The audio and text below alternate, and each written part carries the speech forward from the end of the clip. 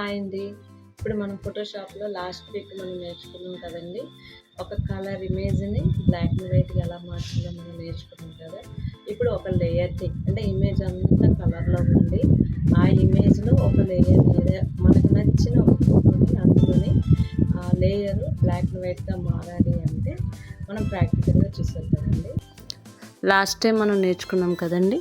Colour ఫోటోని black and వైట్‌గా ఎలా మార్చాలో నేర్చుకున్నాం.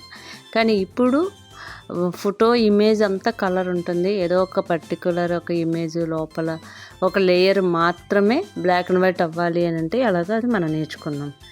ఫస్ట్ మనం ఒక న్యూ పేజ్ తీసుకుందామండి. న్యూ పేజ్ తీసుకున్న తర్వాత ఇప్పుడు మనం పిక్స్ కలెక్ట్ చేసుకుందాం. నేను డెస్క్టాప్ మీద పెట్టిన 3 పిక్స్ ఉంటాయి. ఆ పిక్స్ని కలెక్ట్ చేసుకుందాము. ఫస్ట్ ఒక అమ్మాయిని తీసుకుందాము. తీసుకున్న తర్వాత దాన్ని మూటూలతో న్యూ పేజ్లోకి లాగుదాం. అప్పుడు ఆ అమ్మాయి వచ్చిన తర్వాత మళ్ళీ సెకండ్ ఇంకొక అమ్మాయిని తీసుకుందాము. ఆ అమ్మాయిని కూడా పేజ్ మీదకి తీసుకొద్దాము. ఆ తర్వాత థర్డ్ అమ్మాయిని కూడా మనం తీసుకొద్దామండి. ఈ ముగ్గురిని మనం పెట్టాం కదా, ఇవి చూడండి కదులుతున్నాయి. ఇది 3 లేయర్స్ అన్నమాట. ఈ 3 విడివిడిగా లేయర్స్. నేను ఒక్క ఇమేజే తీసుకోలేదు.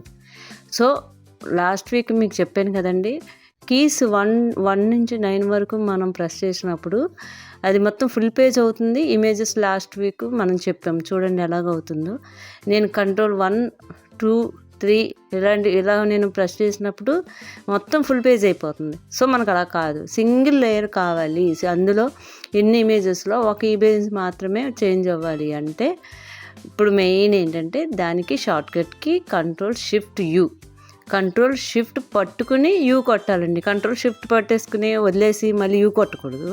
కంట్రోల్ షిఫ్ట్ పట్టుకుని యూ కొడితే ఒక లేయర్ మాత్రమే అవుతుంది. ఆ లేయర్లో కూడా మనం సెలెక్ట్ చేసుకుని ఆ లేయర్లో ఉన్నప్పుడు మాత్రమే ఆ ఒక లేయర్. నెక్స్ట్ ఇంకొక లేయర్ కూడా మనం అలాగే సెలెక్ట్ చేసుకుని ఆ లేయర్లోకి వెళ్ళి రైట్ క్లిక్ ఇస్తే లేయర్ వస్తుంది. ఏ లేయర్ మీద ఉన్నామో ఆ లేయర్ దగ్గరికి వెళ్ళి కంట్రోల్ షిఫ్ట్ యూ కొడితే వచ్చేస్తుందండి. ఇంతేనండి. నా చూశారు కదండి. నా వీడియో మీకు నచ్చితే లైక్ చేయండి, షేర్ చేయండి, సబ్స్క్రైబ్ చేయండి, అండ్ డౌట్స్ ఉంటే కామెంట్ చేయండి, అండ్ నన్ను ఫాలో చేసేయండి. Thank you.